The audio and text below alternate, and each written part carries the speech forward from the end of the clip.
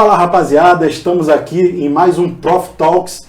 Eu, Rafael Procópio, professor de matemática, junto com Cristiano Marcel, professor de matemática também, ele que me imita, não sou eu que imito ele. E o nosso convidado de hoje, especialíssimo, nada mais, ninguém menos que Ives Urquiza. Fala galera, tudo bem? Prazer estar aqui. Quem é Ives Urquiza? Ives Urquiza? Assim, né? Nossa, quem é Ives Urquiza? Pessoa ou Ives Urquiza da internet? Pode ser pessoa física e pessoa jurídica também. Cara, eu gosto de me descrever, Rafael e Cristiano, obrigado pelo convite. Eu gosto de me descrever como um eterno inconformado. Né? Eu dizia antes insatisfeito, mas pegava mal porque parecia que as coisas não me satisfaziam. Mas na verdade eu me sinto como um inconformado porque a cada experiência que eu tenho conclusiva de algo, eu penso qual é o próximo passo, qual é o próximo degrau, o que é que eu posso alcançar. E foi isso que fez o engenheiro virar professor, o professor virar youtuber, o youtuber virar um comunicador. E quais serão os próximos passos? Já pegando o gatilho dessa tua fala do engenheiro virar professor, é que eu sei, as histórias do Ives são fantásticas, né? Eu queria que tu contasse pro pessoal como você decidiu se tornar professor. Por que você deixou de ser engenheiro para se tornar professor? Eu posso primeiro contar por que é que eu virei engenheiro? Fica a tua... Eu não sei quantos que estão nos assistindo hoje são do Nordeste, mas a minha família é uma família de interior do Nordeste e uma família de classe média enxerida. Enxerido no Nordeste é aquele pessoal que paga as contas e sobra uma besteira para gastar com coisas fúteis. No caso da gente, as coisas nem eram tão fúteis. A gente tinha, por exemplo, a Enciclopédia Barça, né, que era um símbolo de status intelectual, e tinha... Será que as pessoas sabem o que é enciclopédia? Nossa, hoje em dia? Enciclopédia era um conjunto de livros que tinha informações sobre praticamente tudo, em que você procurava pelos verbetes, que eram os nomes. Que hoje você procura no Google, né? Exato. Era a versão impressa do que hoje a gente chama de Google. Né? E ele era bem enxerido mesmo, porque eu tinha o Conhecer, que era um genérico da Barça, né? Isso. Coleção Conhecer, que era a Barça era bem mais completa, não? E eu, por conta do amor, isso é outra história que eu conto depois, pelo amor a uma professora, foi quando eu com 8 anos comecei a ler a Barça. Depois eu conto sobre isso. Vamos voltar. Mas, exato. Como é que eu me descobri professor? Primeiro como é que eu fui parar na engenharia. Por ser uma família de classe média estruturada, só tinha 3 profissões para minha família que eram profissões que davam o status que a família queria. Eu era o garoto que fazia operação matemática de cabeça. Então, desde pequeno, eu era um engenheiro. Minha irmã batia boca na escola, advogada. E a mais nova costurava boneca, médica cirurgiã. Então, para a família estava tudo definido. Só que tem mais um detalhe no meu caso.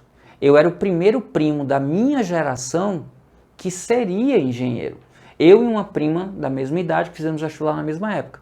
E aí eu tenho uma tia que era casada com um engenheiro muito bem sucedido no início da década de 90. O Rafael sabe, então eu vou perguntar para você, Cristiano. Não. Onde é que um engenheiro muito bem sucedido trabalharia no início da década de 90? Em obras, em construções, talvez, sei lá, construção de estradas, alguma coisa do tipo. Meu tio desenvolvia componentes eletrônicos para ônibus espaciais na NASA. Nossa Senhora! Tá muito além. Mas chutei mal pra cacete. Cara, chutou igual os atacantes do Botafogo. Cara, eu pergunto isso e ninguém nunca nem me imagina, não né? dá pra imaginar. Minha tia brasileira foi morar nos Estados Unidos e conheceu meu tio lá, ele era americano. E aí esse tio, quando soube dos 2 engenheiros, eu e minha prima, veio nos conhecer. E aí eu lembro de uma conversa num português bem ruim dele, alguma coisa do tipo: meu sobrinha linda, estuda bem engenharia, aprimora a tua inglês, que a titia consegue um pica na NASA. Aí eu disse: tio, baixa essa mão aí que vai ficar mal essa história, né? Então, imagina, um adolescente com 18 anos, um tio dizendo que vai conseguir um bico na NASA. Ele foi professor da UCLA, né, que é a Universidade de Los Angeles. Então ele tinha amigos que poderiam me ajudar no mestrado e doutorado. Então minha carreira estava construída. Tinha nenhuma dúvida em ser engenheiro. Só que o destino me colocou numa situação que me lembra muito o filósofo que ficou muito famoso nas redes por seu jeito muito peculiar. Acho que todo mundo aqui conhece o Clóvis Barros Filho. Clóvis Barros Filho fala que a vida dele foi uma vida muito ruim até os 13 anos de idade, quando ele deu uma palestra dentro da aula e se descobriu, onde ele estava num lugar que era o único lugar que fazia sentido dele estar. Bom, eu tive uma sensação muito parecida com essa, e quando eu escutei isso eu me identifiquei muito. Eu era um nerd padrão vulcano, não sei se faz sentido isso pra vocês. O nerd, pra quem não é da era de Star Trek, isso, vida longa e próspera. Vida longa e próspera. Os vulcanos eram seres que eram criados para serem computadores orgânicos. Eles estudavam tudo sobre tudo. Lógicos. Né? Eram lógicos, não tinham emoção, eles retinham emoção e eles eram máquinas orgânicas. Só que o planeta foi destruído e o único que sobreviveu era filho de um vulcano com uma terráquea, que era Mr. Spock, e ele tinha um pouco de conflito, porque ele tinha um pouco de emoção. Mas quando a gente fala de nerd padrão vulcano, é aquele nerd que lê tudo sobre tudo, tem a memória acima da média, e era eu. E não tinha vida social. Era Barça ambulante, você falou da Barça? Exato, eu era uma Barça ambulante. Eu era insuportável. Imagine um adolescente que lia 60 livros por ano, 5 revistas por semana e jornal todos os dias. Você era o chat GPT do Exato. O cara dizia A e eu... Você continuava. Queria saber alguma coisa, perguntava pro chat GPT. Isso, inclusive isso dá nome de corte, né? Eu era o chat GPT humano. Pronto. E aí eu fui para o DA, porque disseram que no DA eu ia aprender a socializar. Mero engano, porque enquanto eu estava estudando cálculo, a turma estava jogando dominó, totó, pebolim, tocando violão, fazendo coisa que eu não posso falar, e, né? E eu estudando cálculo, mas eu era o cara da comunicação. Por quê? Porque os professores não gostam de ser interrompidos, mas como era o nerd, o professor respeitava e achava que tinha alguma coisa de valor que eu ia dizer. Mas não, era para avisar de festa, avisar de viagem, essas coisas.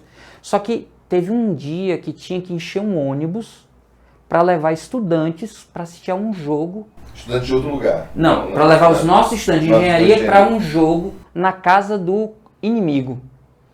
E assim, era uma outra engenharia onde tinha já acontecido episódios de violência física. A turma ia lá e apanhava ou batia. E aí tinha que encher um ônibus. Aqui no Rio isso não acontece. Não acontece. Fluminense, não. Não, pois é. Flamengo e Vasco não existe. E aí o que é que o cara disse, Ives? Vá lá, tenta encher o ônibus da gente, porque aí depois você ganha moral, quem sabe você perde até o BV.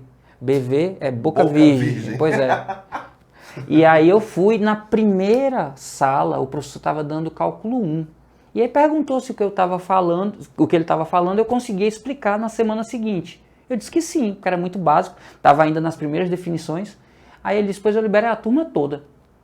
Aí eu, opa, bati a cota na primeira sala, enchi o ônibus, fomos, perdemos o jogo, não perdi meu BV, mas voltei para dar a aula, sem qualquer compromisso de ser professor, eu era só um aluno que ia dar uma explicação. Só que é muito nítido, na minha memória, uma estudante que infelizmente eu nunca encontrei nesses 30 anos quase que isso já faz, que estava na sala e ela olhava para a minha explicação. A testa dela, vai ser momento metaforando, né? Ela tava com a testa... O AU5 ela contraiu. O AU não sei o quê. Pá. Eu sei que ela tava com isso aqui frangido, mais ou menos assim, ela tava... E o que é que eu entendi? Ela tá se esforçando, então ela merece o meu esforço. E aí eu me enchi de entusiasmo. E pá, eu olhava para ela e ela... Quanto mais eu falava, mais ela frangia a testa. Quanto mais eu falava, mais ela frangia a testa. Até que eu dei o meu último berro, bati o giz no quadro, virei para os aplausos, que não vieram. Mas a testa dela fez assim. Oh. E assim, é transformador. Eu olhei aquilo ali acontecer e em mim morreu o engenheiro. Eu disse, é isso que eu quero fazer pro resto da minha vida. Eu quero transformar a vida da pessoa e assistir acontecendo. Pensei que você virar uma metaforando. Não. Eu sou a favor de ciência. Eu sou a favor de ciência. Como ele bateu a meta no primeiro dia, ele falou assim, se houvesse Herbalife, esse momento ia caminhar, ele ia falar para 2, quer falar para mais 2, isso é uma merda. Tinha ficado milionário. Mas, cara, assim, foi impressionante. Assim, fez tanto sentido aquilo que eu disse, é isso que eu quero pra minha vida. E aí eu saí correndo, cara, para um telefone. É um negócio azul que ficava no canto da parede, que você botava uma moeda em cima e discava, chama orelhão. Eu fazia uso nessa época. Caiu a ficha. Caiu a ficha. E, cara, boa. Vamos voltar, década de 90, tá? Família no interior, eu na capital. A gente tinha dia de ligar pra família. E era interior, então era final de semana, porque contava só um pulso. Mas eu liguei. Na hora que aconteceu o episódio, eu corri porque eu queria dizer para minha mãe. E eu me lembro de minha mãe chegar quase chorando Porque eu estava gritando do outro lado e minha mãe não tinha entendido o que estava acontecendo. Achou que tinha acontecido alguma Isso, coisa pior, né? não, aconteceu algum problema com ele lá. E eu, mãe, ela disse, meu Deus, filho, o que foi que aconteceu? Mãe, década de 90, tá, pessoal? Por favor, não me cancelem. Mãe, eu me descobri! E aí minha mãe, com todo o amor do mundo, como tô ouvindo ela dizer, ela disse, meu filho, você sabe como é o seu pai. O que é que você descobriu? Aí eu disse, mãe, eu quero ser professor.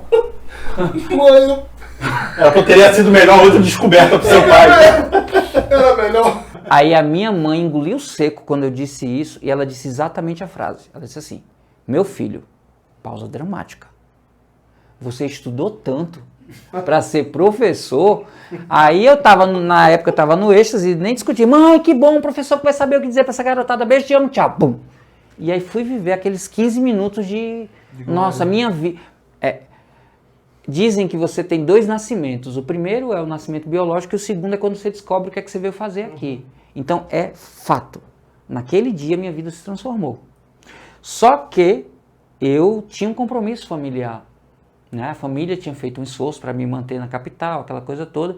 Então, ao invés de abandonar a engenharia, eu tratei de acelerar a engenharia para me livrar disso. E eu lembro que quando eu me formei, aí eu peguei meu diploma, botei umas camadas de vidro bonitinho, uma moldura bacana, embrulhei para presente, botei embaixo do braço, peguei o ônibus da Jotude e passei 4 horas saculejando até chegar no interior, dei para minha mãe, que aos prantos me recebeu, botou na principal sala o diploma. E minha mãe é uma senhorinha que tem bico de papagaio, sabe o que é? Sim. É uma calcificação aqui no pescoço que deixa a pessoa tortinha. E eu acho que, em parte, eu sou culpado desse bico de papagaio. Porque minha mãe, sempre que alguém chegava em casa, via lá a baça de um lado, a cristaleira do outro, e aquele negócio bonito no meio da sala. E o que é isso? Isso é meu filho, engenheiro, esse é o diploma dele. Nossa, engenheiro trabalha onde? Telebrás, Petrobras. Aí ela toda vez fazia a mesma coisa. Não, ele é professor. Então esse não é professor, não é professor. 15 anos. Eu vou ficar muito à vontade para te cortar no assunto, porque como o Procopio te conhece bem, ele vai saber voltar. Você falou sobre 2 nascimentos, quando a gente biologicamente aparece nesse mundo, e outro quando se descobre. E aí você falou algo quase que eu ia te perguntar agora. Professor é um trabalho ou é uma missão? Antes de responder, quero deixar bem claro para os professores que estão nos ouvindo agora que a gente tem que tomar muito cuidado com os discursos que são construídos de sacerdócio, porque isso muitas vezes é uma forma de precarizar o seu trabalho, dizendo que apesar da falta de condição, da falta de reconhecimento social, da falta de pagamento adequado, você por sacerdócio deve continuar o seu trabalho. Não caia nisso. Muito bom. Não caia nisso. Agora, eu acho que além do trabalho, você precisa ter um propósito com o que você faz. E aí quando você enxerga propósito naquilo que você tem como profissão, essa profissão vira uma missão. Porque você passa a ter algo que é para além da sua função. Né? Uma coisa é eu pensar, bom, eu tenho que fazer esse menino aprender física para passar no vestibular. Outra coisa é eu entender que através da física eu posso mudar a sociedade preparando pessoas melhores para o futuro. São coisas diferentes que acontecem no mesmo ambiente. Então eu trabalho, mas o meu trabalho tem um propósito. Ou seja, uma coisa, um pouquinho de cada coisa. É um pouco de sacerdócio, não deixa de ser uma vocação, né? Que você é professor porque você gosta daquilo que você faz, e também é um trabalho, você tem que viver dele e tudo Sim. mais.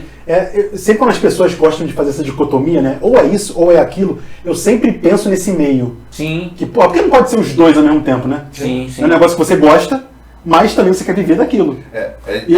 Inclusive, isso me lembra muito aquela questão que o pessoal sempre pergunta, né? Matemática é descoberta ou é criada? Uhum. Para mim é um pouco dos dois. Tem coisa na matemática que a gente descobre observando os padrões, e tem coisa que a gente cria, a linguagem da matemática, os símbolos, tudo isso é criação humana. Então, é um pouco dos dois, como o Ives falou, concordo plenamente. Só corroborando o que o Ives falou. E o que você está dizendo, a gente usa muito, você vê muito se usar uma coisa chamada de junção exclusiva, que é ou isso ou aquilo. Então não dá margem para uma interseção dos dois conjuntos. Pode ser os dois em um determinado momento. Mas foi muito bom você ter falado sobre esse lance de sacerdócio, essa confusão que se faz, para o cara não cair nessa. Às vezes tem professores que estão começando agora, que se espelham em você, se espelham em mim, mais de vocês dois que estão muito mais tempo na internet, que às vezes se enganam por causa disso. Eu fico muito preocupado. Foi muito bom você ter falado isso. Que bom. E assim, eu torço que as pessoas realmente introjetem essa sensação de que se apodere da sua profissão, mas não para poder ser usado por outros, porque você tem esse gostar no que você faz. Toda profissão deve ser bem remunerada e deve ser... Você tem direito a uma vida digna com aquilo que você trabalha. Eu defendo isso sempre. Eu não tenho nenhum pudor de dizer que eu amo o que faço, mas o que eu faço me gera uma receita para ter uma vida confortável. Não tenho problema nenhum com isso. Agora, você falou que foi numa aula de cálculo 1 que você, de repente, se descobriu professor e tal. Cálculo 1 é matemática. Não, cálculo 1 já tem uma graça. Mais da metade dos estudantes são reprovados em cálculo 1, é terrível. Mas eu fico imaginando assim, era uma aula de matemática, você era muito bom em matemática também. Sim. Por que a física, então? Bom, eu comecei a minha carreira docente numa das coisas que eu acho que é uma das melhores experiências para quem está começando, que é a aula particular. Eu criei o que lá no Nordeste chama de banca de estudos, que é um espaço onde você recebe alunos para ficar tirando dúvida. E esse apoio pode ser individual ou em pequenos grupos. Inclusive foi lá onde um dos meus talentos aflorou, que é escrever de cabeça para baixo.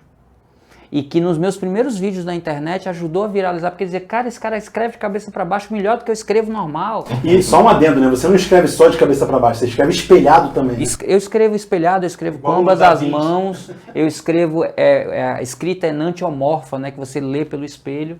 Eu tenho algumas habilidades, e todas essas eu desenvolvi com foco no aluno. Eu estava de frente para o aluno, então eu escrevia para ele. Às vezes eu tinha que explicar alguma coisa com algo em pé, eu usava um pet, e escrevia no pet para que ele lesse de lá para cá. Então, foi sempre pensando em facilitar a compreensão do aluno. Você podia escrever num copo, aí botava água no copo para poder inverter a imagem. Inclusive, tem um vídeo assim, Ele veio do mundo invertido. Por aí, exato. E aí, o que aconteceu? Por que eu acho que é tão importante você dar aulas particulares? Porque não tem a chance de você usar a desculpa da equalização para não atender ao público. Porque você tem 40 alunos, um melhor, um pior, um mais ou menos, você acaba fazendo uma equalização ali e vai para um aluno médio a explicação.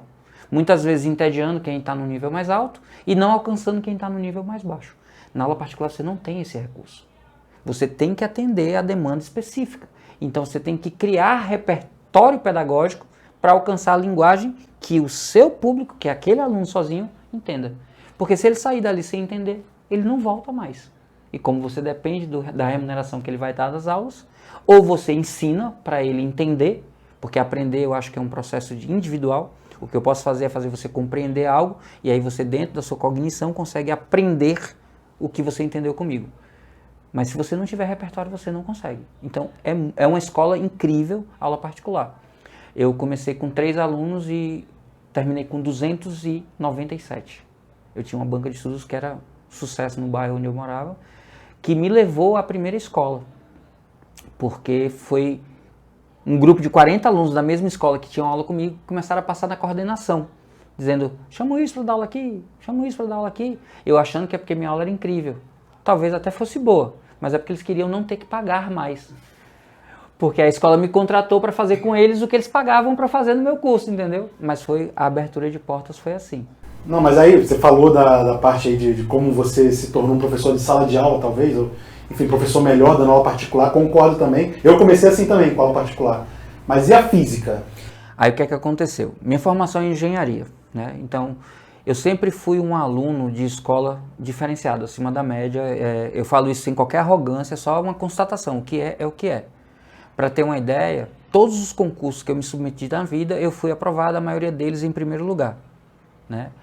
Eu não fui um dos primeiros da minha turma no meu primeiro vestibular, porque meu pai, pela primeira vez na minha história de relação com ele, foi hospitalizado.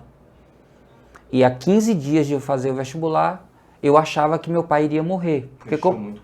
Porque como eu nunca achei que meu pai era frágil ao ponto de precisar ser hospitalizado, porque ele nunca foi em minha vida até aquela época, veio a morte do meu avô, que eu presenciei por causa de um câncer. E eu achei que meu pai tinha câncer e ele ia morrer. E eu estava disposto a largar tudo. O vestibular era só mais um negócio que acontecia de vez em quando e que não era meu foco no sentido de, entre estar com meu pai nos últimos dias e fazer a prova do vestibular, não tinha nem o que pensar. Só que meu pai saiu da UTI 2 dias antes da viagem que eu ia fazer, que eu morava em Recife e ia para Fortaleza. E ele soube que eu estava indo. E aí meu pai ligou para mim e disse, filho, não faça isso. Você quer dar um orgulho para o seu pai? Passe no vestibular. Nossa, assim, eu sei que meu pai não teve intenção nenhuma com isso, mas ele pirou minha cabeça. Porque eu não conseguia mais fazer outra coisa que não fosse tentar estudar qualquer coisa que faltasse. Porque até então eu estudei a minha vida toda. Então eu sabia que o vestibular ia ser só um momento de eu mostrar o que eu fiz a vida toda. Mas naquela ligação, meu pai transformou a prova do vestibular o último presente que eu podia dar na vida dele. Na minha cabeça, passar no vestibular era dizer ao meu pai, olha pai, sua vida valeu a pena, olha aqui o que é que você construiu. E bicho, eu comia com o livro aberto, eu ia dormir, não conseguia relaxar, me acordava, ficava madrugada. Se tivesse sido mais distante, eu provavelmente tinha tido um problema físico, porque eu não comia direito, não dormia direito, estudando. E isso me influenciou nas respostas, porque no primeiro dia, porque lá eram 2 fases, e no primeiro dia da primeira fase era humanas e linguagens. E eu comecei a marcar as que eu tinha mais segurança, e depois eu fui dar uma olhada para as que eu tinha menos segurança, e começou a repetir muito a letra C. Eu me lembro disso. E aí toda vez que eu ficava em dúvida entre C e outra, eu já marcava outra, porque não pode ter tanto C. E de 64 questões, 36 foram letra C. Isso já aconteceu aqui no Rio também. Já aconteceu. Vestibular da UF. Dos 25, 24 foram letra D. Que isso? Na década de 90. Pois é, então assim... 25, 24 letras D. É Foi proibido depois. Pois é. Então, eu não tirei uma nota melhor por conta disso. E na segunda fase, na redação, aí foi um vacilo total meu. Eu escrevi um estilo de crônica, quando ele queria uma dissertação. E aí o corretor, eu acho, né, isso eu nunca vou ter certeza, mas eu acho que o corretor olhou para minha redação e disse, bicho, eu não vou zerar, porque se eu zerar, esse cara está desclassificado. Eu vou dar a nota mínima, que é 1, e tem 2 questões abertas que valem 2 pontos. Se ele acertar as 2, ele faz 3 pontos, e a nota mínima para poder avaliar o resto das provas. Como eu tirei 10, na verdade 9,87 em matemática e 9,25 em física e 8,75 em química, então foi 3 dessa coisa e essas outras notas lá para cima. E aí eu consegui passar de primeira e dar a alegria do meu pai, aquela coisa toda. E para não ficar uma tensão muito grande, meu pai está vivo até hoje, graças a Deus, 30 anos depois. Né? Tá cansadinho, velhinho, mas está vivo. E aí o que aconteceu? Quando eu comecei a dar aula, era aula particular. Então eu dava aula do que viesse. E tivesse dentro do meu domínio, né? E matemática e física eram 2 coisas que eu tinha muito conforto para explicar. Só que quando eu entrei na escola, um grande professor da época chegou para mim e disse, olha, por melhor que você seja em matemática e física, imagine o quanto melhor você poderia ser se você desse ênfase apenas a uma área. Então, sempre que você se apresentar como um professor de 2 matérias, vão achar que você vale menos do que um professor de uma matéria só. Escolha qual das 2 você mais gosta de ensinar. Nem precisa ser a que você sabe mais.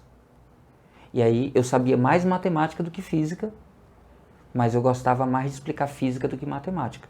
E aí foi o que aconteceu para eu escolher ser professor de física. Legal. Agora, a física, nada mais é que matemática aplicada ou a gente consegue aprender física sem matemática? O que você acha? Por exemplo, eu aprendi física no livro do Bongiorno, que era matemática pura matemática. Pura matemática, e da Beatriz Alvarenga, nem sei se existe mais esse livro. E era muita matemática. Mas eu acho que quando você lembrar da Beatriz Alvarenga, ela tinha uma preocupação conceitual muito diferente da do Bongiorno. Não, totalmente. O Bongiorno era, você sabe o que é força? Ó, segunda lei de Newton, força é massa vezes aceleração. Então, ele resumia tudo a expressões matemáticas, né? Fórmulas. Rafael, eu respondo com não as 2 perguntas, né? Física não é uma matemática aplicada, embora nós que somos 40 mais, né? Eu já tenho 50 anos. 39. Ah, tu tem 39. É uma diferença incrível. Mas não sou 40 mais ainda. Pronto. Nós tivemos nas nossas escolas, provavelmente, professores de física que eram engenheiros, né? Eu fui. Né? E esses engenheiros, eles não sabiam física no nível de conceito. Eles sabiam aplicar a física, porque a engenharia é um curso técnico em nível superior que usa a técnica para construir coisas. Então, ele não precisava, talvez, saber a essência da física se ele soubesse aplicar a física dentro do domínio dele. Então, quando ele ia para a sala de aula, para ele era muito mais fácil só aplicar também. E aí é onde o Enem, meu Deus, muita gente critica o Enem, mas o Enem me transformou no professor que eu sempre quis ser de física. Porque quando eu estava ancorado em vestibulares que só pediam fórmulas, as escolas e meus estudantes só queriam aprender fórmula. Mas aí vem o Enem e ao invés de dizer assim, uma barra de ferro de 1 metro é aquecida de 10 a 110 graus Celsius, sabendo o valor do coeficiente de dilatação do ferro, qual é a variação no comprimento da barra? Pô, eu lembro muito na época minha época de estudante de vestibular, era esse tipo de questão. Pronto. Aí como é que é hoje? Assistindo ao jogo do seu time favorito, um estudante percebe que numa falta muito grave é aplicado gelo na região da pancada. Mas no dia seguinte, quando o jogador vai dar uma entrevista sobre o episódio, ele está aquecendo a região da colisão. Por que gelo na hora e calor depois? Aí você vai procurar lá nas alternativas e você vai ter que saber que o efeito do gelo sobre o organismo é de vasoconstrição. Então você diminui os vasos para diminuir o fluxo de líquido para a formação do edema. Só que o edema se forma. E aí no outro dia não adianta aplicar o gelo. Você tem que aquecer para que haja uma dilatação, para que os vasos possam receber de volta aquele líquido, e aí depois você aplica gelo para fechar. Então, você tem que entender como funciona a biologia e como a física favorece os processos de absorção e de retenção de líquido. É muito mais bonito aprender assim. E assim, eu falei do jogador, mas eu podia falar, por exemplo, a minha avó dizia quando você levava uma pancada na cabeça, que você deveria pegar uma colher, botar no congelador e depois botar no lugar. Ela não tinha a menor ideia de porquê. O truque era a colher? O truque era o frio. Era a troca de calor para diminuir a temperatura, porque você faz uma vasoconstrição, vaza menos líquido. Porque quando você leva uma pancada, você pode romper pequenos vasos, e aí vai ter líquido saindo. Se você diminui o calibre, sai menos líquido. E aí isso forma um edema menor. Então, quando ela botava a colher geladinha, era para provocar uma vasoconstrição. Ela não sabia, mas ela estava usando física. É só para esclarecer para a galera o seguinte, a gente está falando que teve engenheiro como professor e tal. É porque na década de 90 existia um déficit muito grande de professores. Na área de exatas mais ainda. Na área de exatas muito mais. Tinha advogado dando aula de português, história... Médico dando aula de biologia. Médico dando aula de biologia. Eu cheguei a pegar o final dessa época, eu comecei a dar aula em 95, eu cheguei a dar aula sem ser formado ainda e dando aula normal. A gente tinha uma autorização e tal, e o motivo é esse. Outro fato que você está falando, a minha avó, voltando para o que você está falando, ela no calor ela botava uma bacia d'água dentro do quarto, que ela dizia que refrescava. Tem alguma coisa? Calor específico? Na verdade, a água é a segunda substância com maior calor específico da natureza. Então, para transformá-la de água, que inclusive é usado como referência, né? É a unidade. Então, quando você precisa transformar água para vapor de água, o calor específico, ele sendo alto, quando você tem uma massa, você tem uma capacidade térmica maior. Tanto que quando você anda de dia na praia, a areia está sempre mais quente do que a água. E inclusive a areia molhada é mais fresca de caminhar do que a areia seca. Porque a areia seca, a areia em si tem um calor específico menor, e aí aquela massa de areia tem uma capacidade térmica menor, então você consegue variar mais bruscamente a temperatura.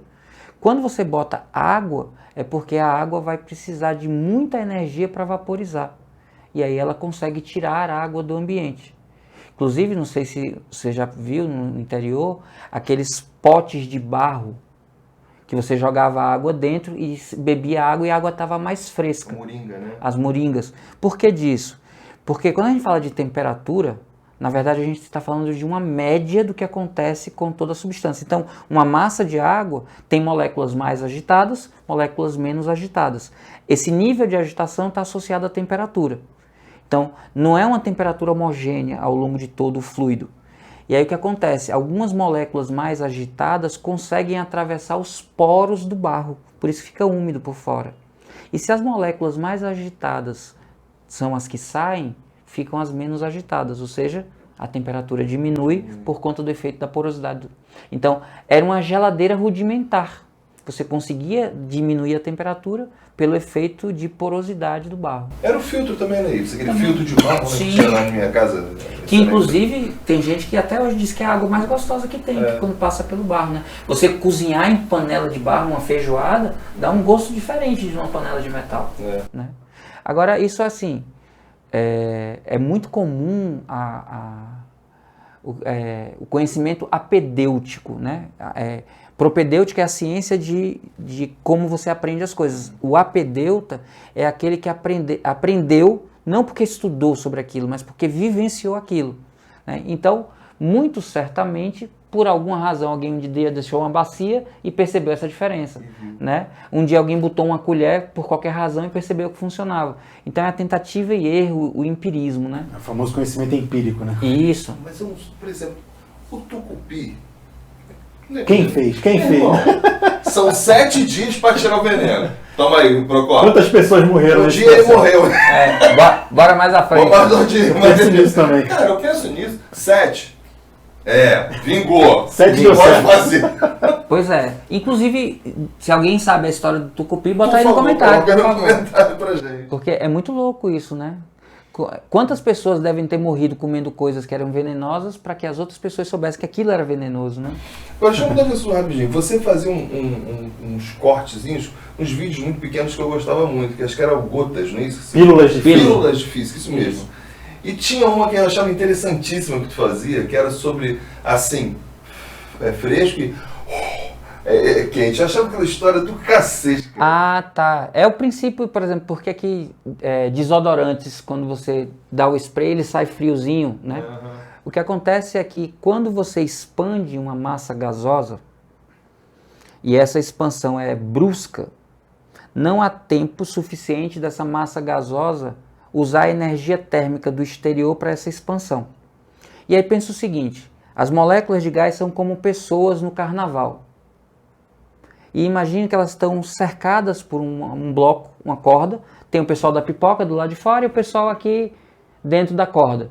E alguém da corda deseja ir, sei lá, num banheiro externo. Ela, para poder passar entre as pessoas da pipoca, ela vai ter que fazer um esforço para abrir caminho. Então imagina que muitas pessoas ao mesmo tempo tentam abrir caminho. Vai haver um gasto energético. Então as pessoas empurrarem outras gastam energia. As moléculas, ao se expandirem e colidirem com as moléculas externas, essa colisão há uma realização de trabalho do ponto de vista físico, há um consumo de energia. E quando você consome energia interna do gás, sem repor essa energia com a energia do exterior, você diminui a energia, diminui a temperatura.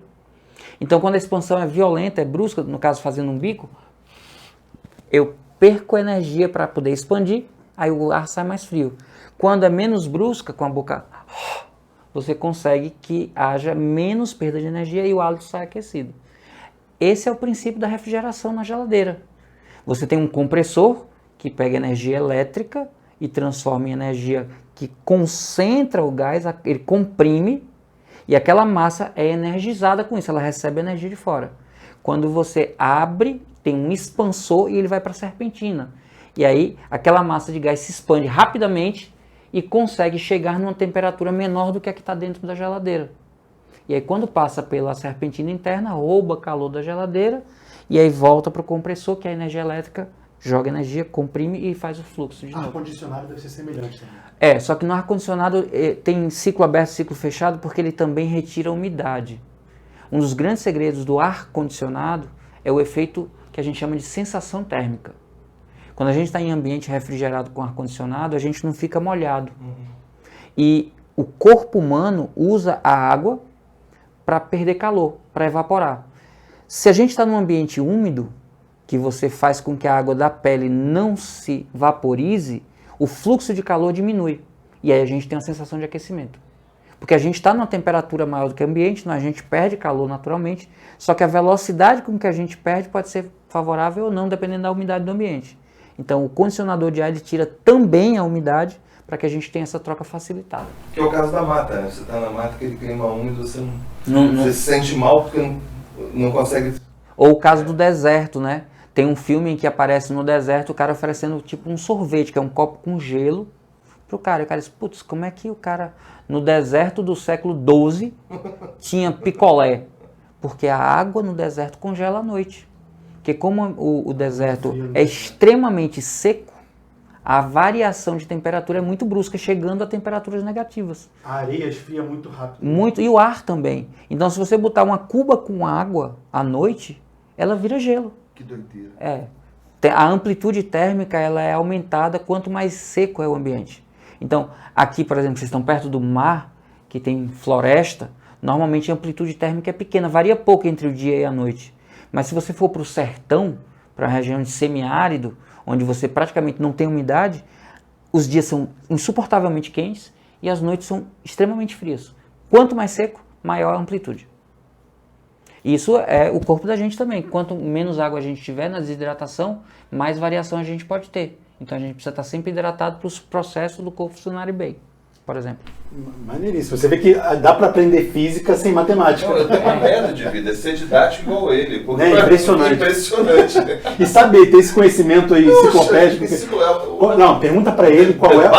Pergunta pro Ives qual é o coletivo de cupim. Eu não sei. Qual o coletivo de cupim? Cara, eu sei a fêmea. Da fêmea do cupim. É mais específico ainda. Que não tem nada a ver com cupim, que o pessoal pensa cupim fêmea, cupisa, é arará. Arará é o nome do cupim fêmea. É o nome do cupim fêmea, é arará. Eu não sabia disso. Não, falando sobre isso, há 2 semanas a gente estava fazendo um jogo de dicas e eu e a minha companheira ganhamos porque a gente sabia o que era balido. Balido é algo com bode, cabra... Isso, ele sabe. É o som produzido pelas... aquele bali, exato. Mas, por exemplo, vou fazer, como diz meu pai, reminiscências do pretérito, tá certo? Eu era um garoto exibicionista e eu estudava numa escola que valorizava a memória. Por exemplo, antes do vestibular, o professor de química achou que a gente memorizar nomes de compostos químicos pouco usuais podia ajudar no vestibular. Enquanto a professora de biologia não discutia, por exemplo, AIDS. Na década de 86 morreu Rock Hudson. No ano de 86, na verdade, morreu Rock Hudson, que era o Tom Cruise da geração dos nossos pais. Ele era era o super galã de super filmes. E ele morreu por consequências da AIDS. Eu estava me preparando para o vestibular em 1990. E a escola não preparava a gente para a vida real, né? Pra você ter uma ideia, eu passei no vestibular e eu fui veranear careca e conhecendo lá as meninas, o pessoal perguntou por que eu estava careca, eu disse que tinha passado em engenharia na Federal e eu descobri o quanto engenharia na Federal era sedutor.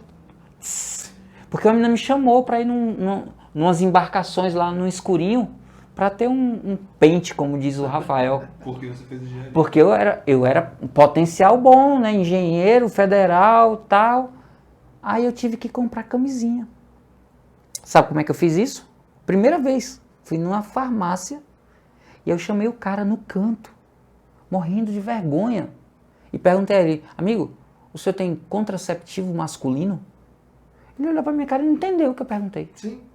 Aí eu disse... Na década de 90. Isso, aí eu disse condom. Aí ele virou assim, procurando o condom como se fosse... É a marca ou é o nome do produto? Aí eu disse, amigo, camisa de Vênus.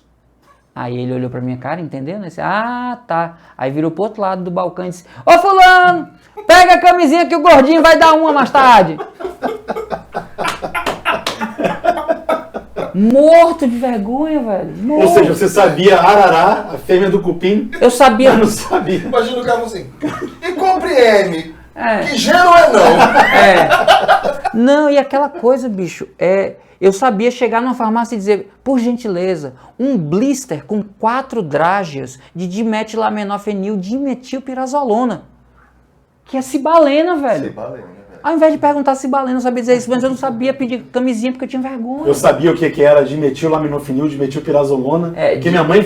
não sei nem se eu falei certo, mas a minha mãe falava assim pra mim, como se fosse um trava-língua.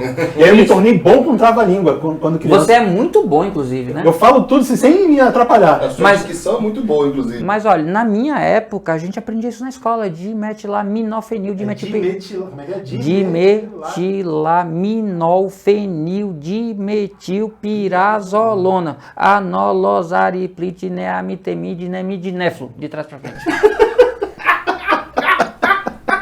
Ou gasto de energia inútil, meu amigo. Muito bom! Pois é. Aí assim, era decorar essas coisas, memorizar, né? Eu Saber. lembro que a gente tinha que gravar todas as organelas da célula, né? Sim, Cara, mitocôndrias, claro. complexo de Golgi, não sei o que, cara, tinha Não, muita coisa. substantivos, a gente tinha lá, Nossa. substantivos coletivos. A única vez na vida que eu usei que o substantivo coletivo de camelo é cáfila, num problema de física que eu construí, né? Beduínos caminhando numa cáfila pelo deserto, só para poder gastar, bicho, para dizer assim, pelo menos eu gastei essa informação na vida. Nem o Malbataan, que escreveu o programa Não, do camelo, mas- como usou o cáfila. Cáfila, pois é. Acho que não tem cáfila ali. Eu acho que não me também lembro é, disso. Não, eram os beduínos caminhando, né? É. Pois é, bicho. Mas a escola que eu estudei também tinha algo assim. Eu lembro que numa prova caiu, num teste, prova, não sei, qual era o coletivo de borboleta, que era Paná-Paná. Eita, Não. é. Até hoje eu não esqueço isso, porque, cara, foi muito significativo Paná-Paná, cara. Paná, nunca ouvi falar. Paná. Eu acredito que é de origem indígena brasileira. Por isso. Provavelmente. É feito o arará, é de origem Também é de- indígena. É. Então deve ser alguma influência do tupi na língua portuguesa, né? Sim. Mas, bicho, é porque os concursos públicos exigiam É, isso, né? Eram as pegadinhas do concurso público. Era reminiscência ainda de uma época da gestão militar no Brasil, Também. que era muito conteudista e muito repetitivo, calistênico, essas coisas muito repetitivas. Acho que Sem era muito sentido, né? Sem muito sentido. E os vestibulares, infelizmente, reproduziram isso por muito tempo, né? Até recentemente, até o advento do Enem, né? É. Basicamente. E o E ainda pior- tem alguns vestibulares que fazem. Não, e alguns professores que criticam o Enem porque não são pragmáticos nas questões, porque ficam enrolando com muito texto. Eu sou contra que o texto seja simplesmente uma desculpa de contextualização. Né? Mas acontece, Isso, né? Exato. Era Existe o que eu ia falar, tá? existe a questão que é Acontece bastante. contexto e a questão que é contextualizada, em que você precisa, dentro da questão, mobilizar a sua cognição para entender o problema.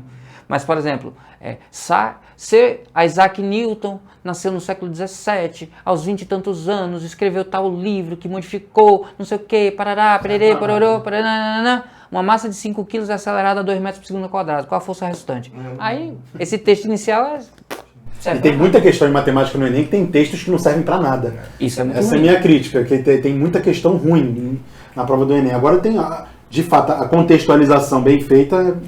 Tanto que, acho que a gente já falou isso em vídeos várias vezes, eu não sei se o Cristiano já falou também, mas eu e o Rafael tenho certeza que já falamos, quando a gente dá dicas para o Enem, a gente diz, comece lendo o comando da questão. Ah, sim. Porque muitas vezes você só precisa do comando. O texto anterior ele está ali só fazendo o firula. E o comando é o que você precisa. E mesmo que o texto seja útil, lendo o comando, você vai para o texto sabendo que você precisa extrair. E aí você evita a releitura. Porque às vezes você lê, chega no comando e precisa de uma informação que está lá no meio do texto. Aí você vai fazer uma releitura. E aí uma releitura de 30 segundos acumulada ao longo de 90 questões dá 45 minutos. E 45 minutos pode ser a diferença entre fazer mais 10 ou 15 questões e passar. Né? Então, começar pelo comando. Onde fica o comando? O comando fica no último parágrafo antes da alternativa letra A. Ele é lá e lembra, ele sempre está associado a uma habilidade. A habilidade é essa que necessariamente começa com o verbo no infinitivo. E o verbo indicação. Habilidade 1 da competência 1 de natureza. Reconhecer características ou propriedades de fenômenos ondulatórios ou oscilatórios. Segundo verbo, relacionando-os, seus usos em diferentes contextos. Então, o que você tem aqui, numa situação apresentada, identificar, reconhecer e identificar qual é o fenômeno que está acontecendo. E relacionar esse fenômeno em outro contexto. Como uma questão que tinha, por exemplo, luz atravessando um furo, e aí o furo ia diminuindo até que aquela luz, de repente, se expandia do lado oposto. Isso é um fenômeno chamado difração. E a pergunta era sobre o que acontecia com o som em situação semelhante. Em qual das 5 alternativas tinha o mesmo efeito acontecendo com o som? Que era, no caso, o som se propagando ao redor de um muro, contornando o muro por difração. Então você reconhecia e relacionava. Você não vai fazer conta, você vai reconhecer e relacionar. Se você pegar a prova do Enem para olhar, todas as habilidades são perfeitamente descritas em todas as 120 iniciando por um verbo no infinitivo. E o verbo indica o que é que o comando vai querer de você. Não, e aprender física dessa forma, assim, tirando a matemática, a física encanta de uma maneira... É incrível, ele falando, é incrível como é que o objetivo atual é totalmente diferente da minha época e da sua época. A sua um pouco depois da minha, que eu tenho 48, você tem 46. Não me enganaram. Não, é totalmente diferente o objetivo, totalmente. Mas, assim, eu nunca vi uma questão dessa na minha época de escola, talvez. Nem eu. Não. E aí o que acontece muitas vezes, me perdoe, colega professor, se você está me assistindo e você é esse tipo de professor. Mas existem muitos professores que estão bitolados naquela aula automática de 20, 15 anos, que precisam se reinventar para esse novo modelo. Porque falta repertório a ele, porque ele nunca estudou pensando em explicar desse jeito, né? Então falta a ele repertório de exemplos, falta a ele repertório até mesmo de conhecimento do porquê das coisas. Porque o que ou o como foi da nossa época. O que? A fórmula tal, como? Dessa forma operacional. Mas o porquê de determinados fenômenos era pouquíssimo explorado. Que no final é o que encanta. Eu acho também, porque uma das coisas que eu não sei se em matemática é tão presente, mas uma das coisas que eu enxergo muito em provas do Enem de natureza é que você consegue enxergar muito do que acontece ao seu redor nas questões. Então, são fenômenos que você presencia que às vezes você nunca parou para olhar para eles de forma crítica, né? Coisa simples do tipo, quem aqui nunca escutou que quando toma um choque foi arremessado para longe? Né? Ou, eu fiquei preso num fio quando eu tomei um choque.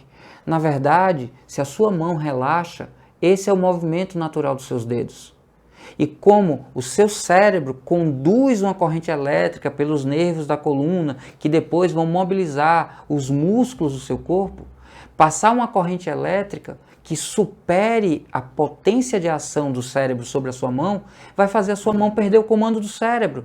E embora você pense, abra a mão, abra a mão, abra a mão, o seu cérebro não consegue comandar os dedos, eles ficam dobrados. E aí é por isso que você está preso. Não porque a corrente elétrica prendeu você, mas porque você se prendeu, porque perdeu o comando.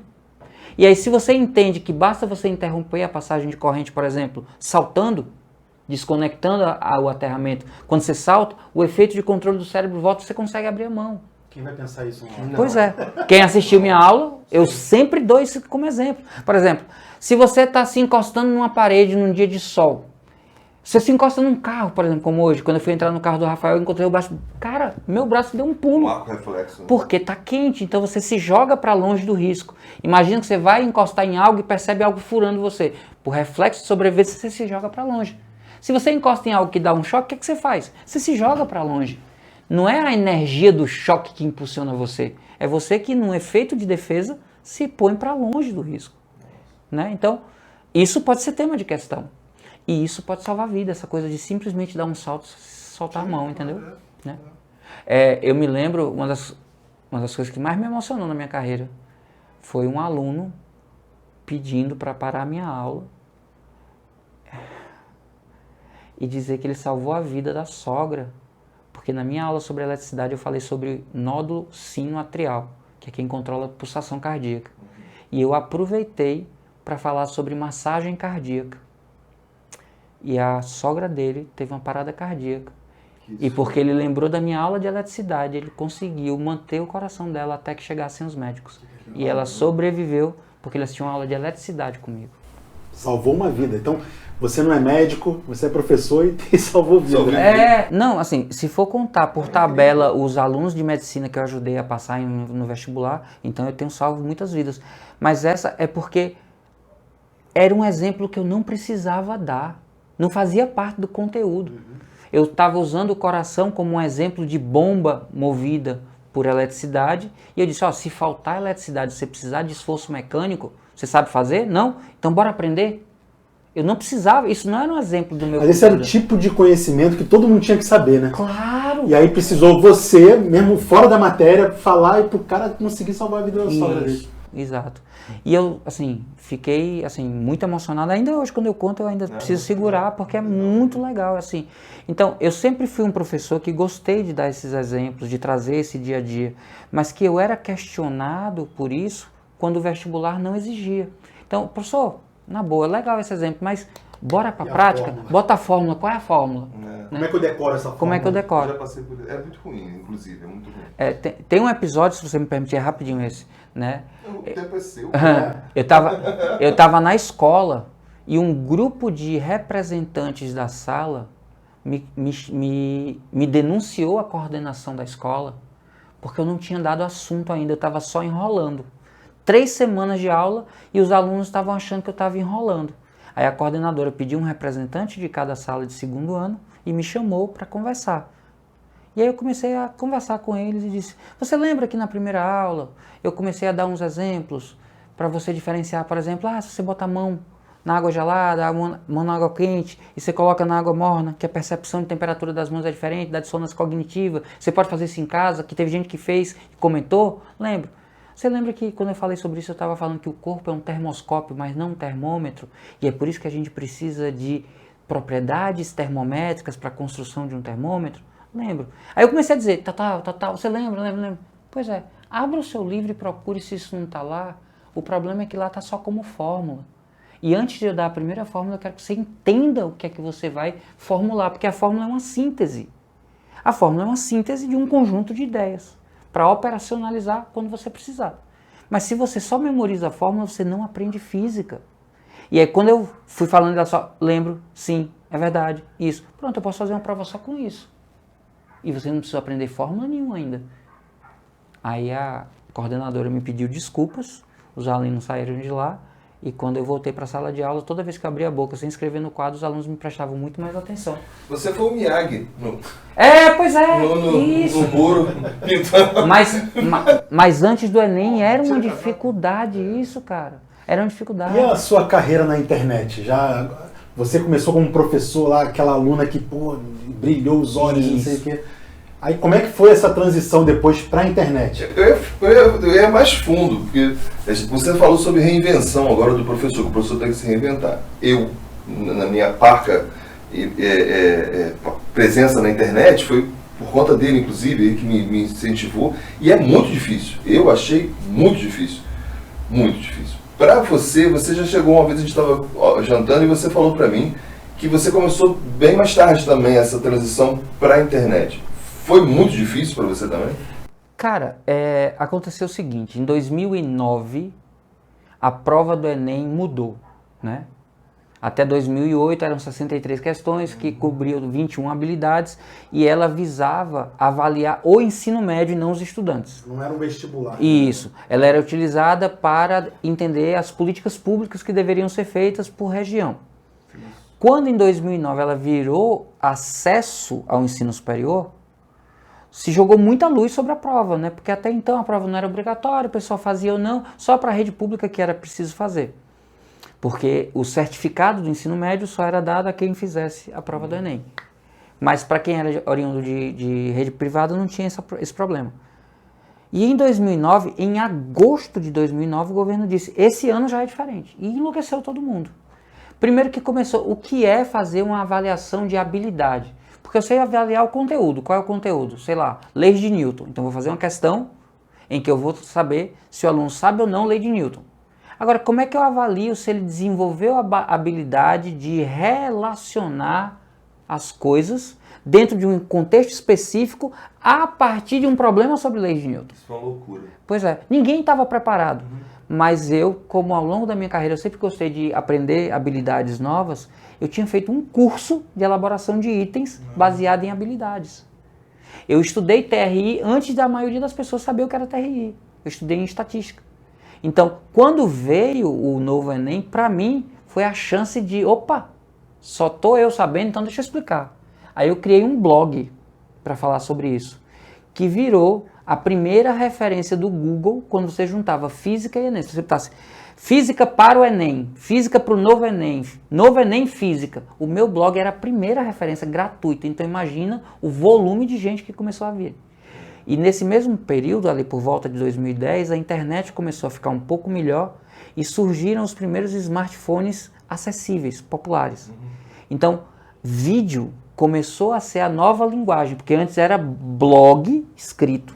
Então eu tinha aulas enormes escritas com imagens estáticas. E o pessoal começou a dizer, professor, o senhor escreve bem, mas se o senhor pudesse resumir num vídeo, ficaria ainda melhor. E aí eu escutei isso em 2009, 2010, 2011, quando o blog explodiu. E aí eu fiz uma validação. Será que eu sei me comunicar através de vídeos?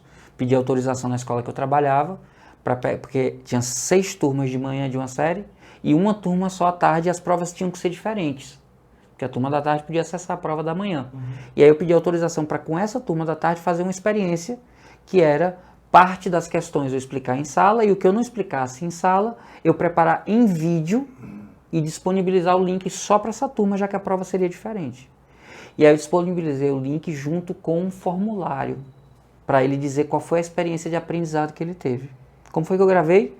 Uma mesa de arquiteto empurrada na frente de uma janela do quarto, a minha namorada da época com a Cybershot da Sony rosinha, que era mais barata, fazendo o que eu não sabia à época, o nome chamava Over the Shoulder, né, por cima do ombro. E aí eu escrevendo e falando. Aí eu recebi 2 feedbacks básicos. Professor, a luz está muito estourada, porque eu estava de frente para uma janela aberta, né? Numa mesa branca, papel branco, então a luz está muito estourada. Que bom que você explica bem e eu entendi. E a segunda, professor, da próxima vez grava falando para o microfone da câmera, porque o microfone da câmera é na frente. E ela estava no meu ouvido, então eu falava aqui, uma janela aberta. O som ia embora e ficava o mínimo aqui. Fala de frente para a câmera, porque aí a gente vai escutar melhor. Que bom que você explicou bem e eu entendi. Então o que é que eu filtrei? Eu explico bem. Para essa modalidade de comunicação, eu consigo me comunicar. Falta a parte técnica. Falta a parte técnica. Como eu estava prestes a completar 40 anos, e eu sofria muita pressão, porque eu era dono de um curso, junto com mais 2 colegas, um de matemática e um de química, que era o curso de física maior da cidade. E na cidade que eu morava, o tipo de carro que você tinha dava muito a entender se você era sucesso ou não. E aí se você tinha um carrão era porque você tinha dinheiro, se você tinha dinheiro você tinha sucesso, se você tinha sucesso é porque você era bom, se você era bom você podia cobrar caro. Então para cobrar caro eu tinha que ter um carrão. E eu tinha um carro bom, um Civic, mas meus 2 sócios tinham 2 SUVs. E eu sofria pressão, dizia, pô professor, por que você não troca o carro e tal, não sei o que, eu sou tão bom, devia ter um carrão. E aí isso me impregnou de tal forma que eu ia pegar a minha reserva financeira, dar o meu carro e ficar 3 anos pagando a diferença para poder ter uma SUV que era mais cara que a soma do carro dos meus sócios. Eu ia comprar um carro que em 2012 custava R$242 mil. Uma sandice. Mas eu ia fazer para a turma parar de encher meu saco. Só que refletindo sobre quem eu sou, olhando pela janela da minha casa, que dava para ver, já que eu morava na 2ª quadra, dava para ver o mar lindo de Maceió, eu disse, eu sempre acreditei que eu precisava morar bem, não ter um carrão. Meu carro nunca podia custar mais de 10% do meu imóvel, porque é muito melhor ter uma casa boa do que um carrão. Eu agora, para satisfazer o desejo dos outros, e uma vaidade que não é minha, não vou fazer isso. Desisti da compra do carro. Mas na minha cabeça, aquele dinheiro já estava gasto. E eu disse, o que é que eu vou me dar de presente de 40 anos? O que é que eu gosto? E eu disse, eu gosto de dar aula para quem quer aprender. E eu posso usar a internet para fazer isso. Então eu peguei a minha reserva financeira, com cabeça de engenheiro, tracei um plano de 2 anos e disse, em 2 anos eu vou me tornar uma referência do ensino de física no Brasil. Montei uma equipe com um filmmaker profissional, com um editor profissional.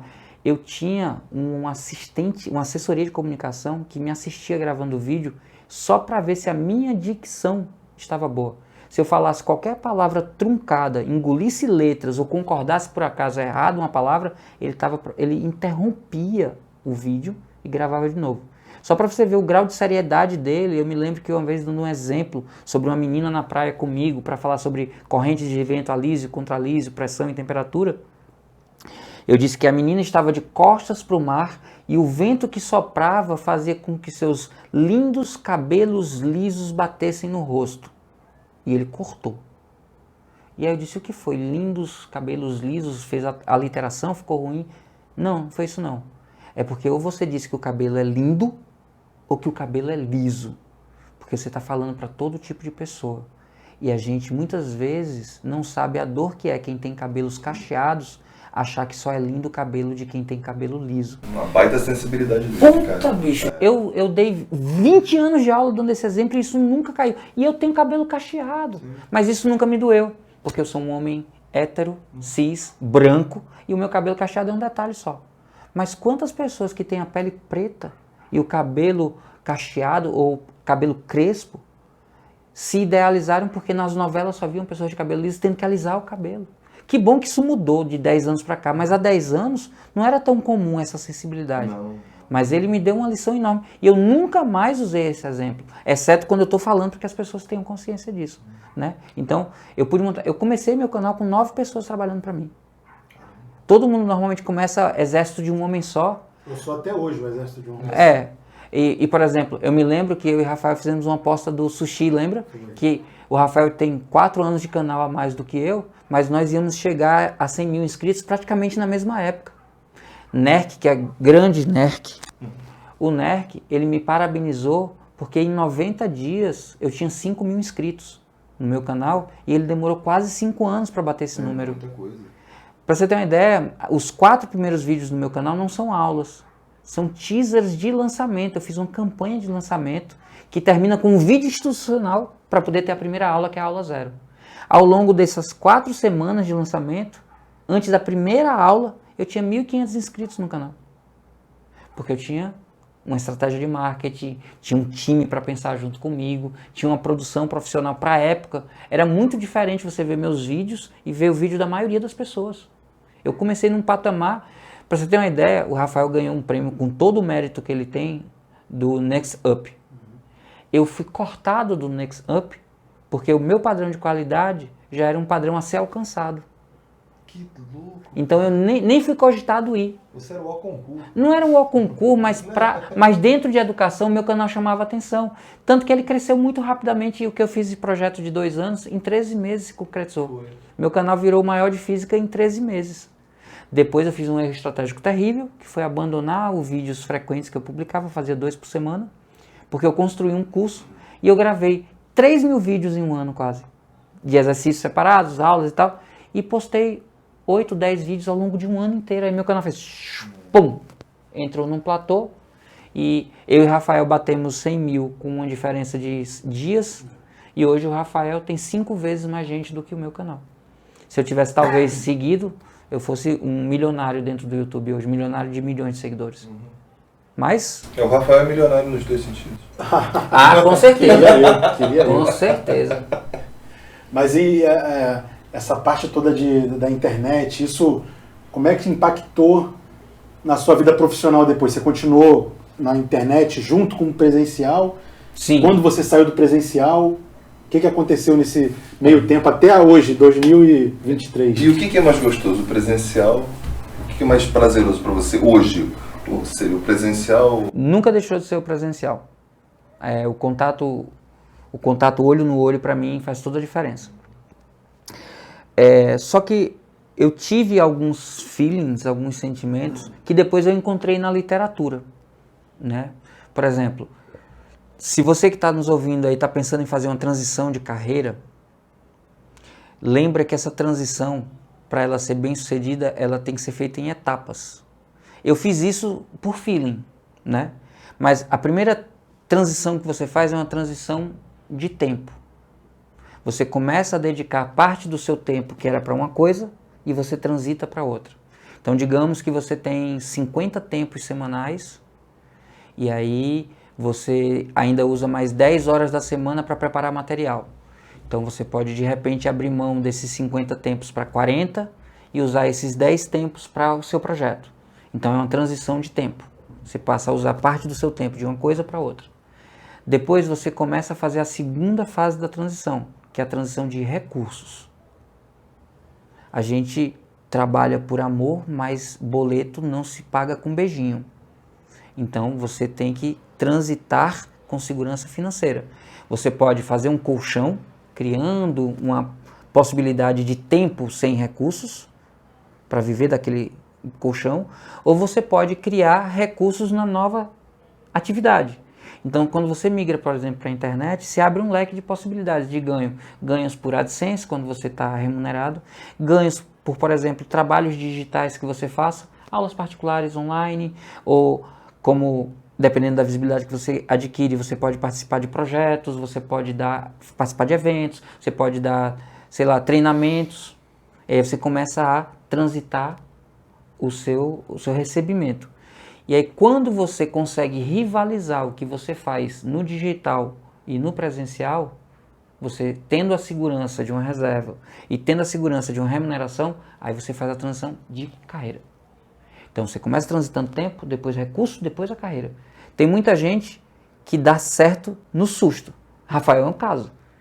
Rafael, ele simplesmente abriu mão de concurso público que ele foi aprovado e disse, vou viver de internet, sem ter nem o colchão, nem a garantia de ganho. Mas tem um contexto, que eu também era solteiro. Isso. Né, facilitou porque não tinha filho. Mas eu me lembro que nessa época você falou assim pra mim, Cristiano, eu vou largar. E eu lembro, tu tá maluco, tu tá doido, não faz isso. Porque eu sou muito, acho que talvez seja mais conservador. Porque era uma coisa muito nova, né? Sim. Quase ninguém tinha feito isso, de largar um emprego seguro para poder ir para um negócio meio que você não sabe o que vai acontecer, né? E assim, não é segredo nenhum que a origem do Rafael é muito simples. Né? Então ele tinha conseguido um status que dentro da família já era de destaque, ele era concursado, tinha o dinheiro certo, o carro novo, as coisas todas, e ele botou tudo isso no risco. Ainda bem que ele é um cara altamente competente em tudo que ele faz e deu certo. Mas poderia ter dado errado, ser um movimento errado e ele ter se arrependido depois. O que eu pensei na época, essa parte toda de largar concurso, era assim, matemática sempre tem necessidade, né? E eu já tinha uma certa projeção, tinha muitos inscritos já. Então, se eu precisar voltar para a sala de aula, ou eu arrumo um colégio particular até de forma rápida, assim, né? Ou eu faço outro concurso. Que eu me garanto em passar no concurso sim, de novo. Com certeza. Sim. Aí foi isso que eu pensei. Falei, se tudo der errado, eu faço outro concurso. Eu vou para a escola particular, não sei o quê. E fiquei tranquilo com isso. Mas eu acho que o Ives tocou num ponto muito certeiro. Porque hoje você vê na internet muitos gurus que falam de todos os assuntos, né? Desde de ensinar como se anda de bicicleta, sei lá até. E alguns dizem algo muito semelhante que você falou. Cara, se joga, vai lá, pega o dinheiro do teu aluguel, investe. Cara, não pode ser assim, não tem que ser assim. Sim. Porque o cara tem que ter uma certa garantia. E aí vem com um papo depois, fala assim, você não deu certo não? Porque você fez pessoa. Cara, total. aquilo deprime o cara. O cara, sei lá, o cara se mata, o cara...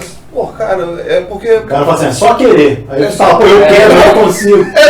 Porque não é fácil. Porque realmente não é fácil. Não é nada fácil. Não é fácil. Fuja de gurus de facilidade, que são a maioria. Aprenda inglês em 3 semanas só assistindo séries e música. Dormindo. Aprender dormindo. Bota o fonezinho de ouvido que você dormindo vai aprender. Aprenda matemática sem fórmulas. Não existe isso. Inclusive, me dói que tem gente de sucesso, né, que pega a prova e diz assim, nossa, eu olhei para a prova e não sabia nada do que estava na prova. Ainda bem que mesmo sem saber o conteúdo, eu sei umas técnicas aqui que me favoreceram. Nossa senhora, isso me dá uma raiva do cacete. E aí você vai atrás de ver, o cara tem milhões de seguidores. Vai o Rafael ou você pegar a prova de matemática e dizer, cara, eu não sabia nem por onde começar. A turma te xinga, te joga, mas tem guru que entra na cabeça das pessoas que... assim como você, eu não sei nada, efeito espelho. Rapó. Assim como você, eu não sei nada, eu não sabia nem por onde começar. Mas tem umas técnicas que eu aprendi aqui que foi o que me salvou, eu tirei 800 pontos. Mentira, ele sabe matemática.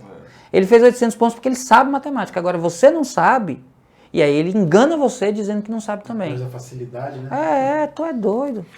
Uma coisa também interessante que você tem, o Rafael tem, eu tenho muito menos, o Paulo Pereira também tem, que é o lance da música para ensinar a matéria, ou a música como consequência. Como é que você vê isso? Porque você tem algumas coisas. Inclusive, é bom deixar bem enfatizado isso, porque, por exemplo, eu sofri preconceitos por uso de recurso teatral e música. Em 2004, eu gravei num teatro lá em Pernambuco, uma ópera rock, chamada Tio Ives é o Show. Todas as explicações foram com música, dança, efeito teatral, efeito cênico. Então, embora eu chamasse de ópera rock, tinha também uma música que era um repente. Eu tinha danças que as meninas faziam para representar as moléculas da termodinâmica. Eu tinha um grupo de dança que eram as Ivettes. Por que pronuncia desse jeito? Porque et é uma partícula que quer dizer com. Então era com Ives, então era Ivettes. Né? Tinham as Ivettes que dançavam e tinha a banda Dano, que era Deus ajude nossos ouvidos, porque era péssima a banda. Mas eu fiz 4 horas de apresentação. Infelizmente eu gravei, mas eu pequei na luz. Não tinha luz cênica correta para a filmagem. Tinha luz cênica dramática, Mas nas câmeras ficou um lixo. E eu tenho um registro horrível disso. Podia ter sido um negócio para ir para o museu depois que eu morrer. Podia ser Netflix, né? Podia estar na Netflix hoje. Netflix, se quiser fazer uma ópera rock hoje, Fica aí o convite. né? E aí eu sofria preconceito. E inclusive uma escola uma vez o cara disse, tu vai trazer esse cara que canta musiquinha? Aí a resposta foi, ele canta musiquinha, mas antes da música ele tem 6 medalhas de ouro em Olimpíadas Brasileiras de Física dos alunos que ele treinou. A música nunca substituiu a aula. A música era um recurso de memória, porque quem for estudar neurociência vai saber que o processo límbico gera uma conexão nervosa muito eficiente quando apoiada no neocórtex. Então, por exemplo, se você chega em casa e ao invés de encontrar a rotina da sua casa, tem uma pessoa de 3 metros de altura, verde, com 3 braços, toda a informação que você vai ter ao redor, ela vai ter um imprint na sua mente tão poderosa que traumatiza, que você não consegue esquecer. Sim. Porque é o límbico fortemente conectado com o neocórtex. Então, quando você faz algo prazeroso conectado ao aprendizado, também tem esse efeito de memória. E aí a música tem esse papel, ela conecta o neocórtex com o límbico. E aí ela não deve substituir uma aula, mas não há problema nenhum em usá-la para, por exemplo, ilustrar algo que vai ativar uma memória. Tu lembras uma música de Roberto Carlos que na verdade os Titãs regravaram depois? É Preciso Saber Viver? Lembro. Você consegue tocar? Acho que eu consigo. Por favor, eu não sou músico nem sou cantor, então eu sou professor de física que usa a música como recurso. Tom é. Você, isso.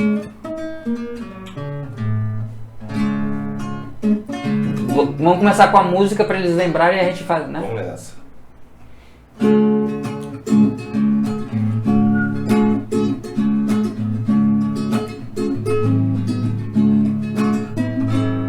Quem espera que a vida seja feita de ilusão pode até ficar maluco ou morrer na solidão.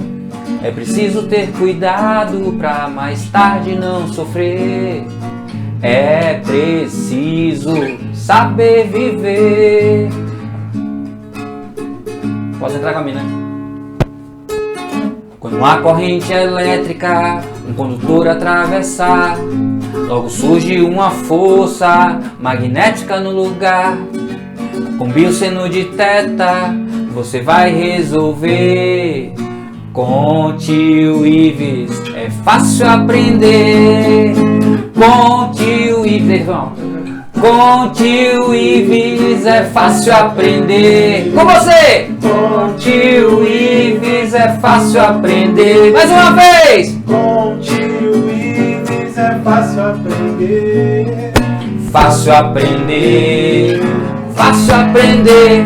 Pronto. Então é uma brincadeira, acabo induzindo o pensamento de que comigo é aprender. No Nordeste, usar o tio antes do nome é comum entre professores, porque lá talvez a gente tenha mais carinho do que profissionalismo nesse momento. Eu abandonei o tio quando eu virei uma marca nacional, porque eu fui orientado a isso, porque disseram que o tio aqui no Sudeste é visto como imbecilizar o profissional, né?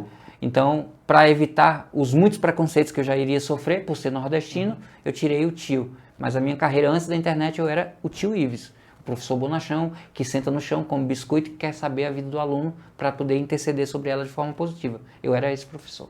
Muito bem. Você falou de ser nordestino e sofrer certos tipos de xenofobia e tal. Sim. Mas eu também, como morador do Sudeste, carioca que sou, recebi inclusive semana passada, uns comentários horríveis sobre o meu sotaque.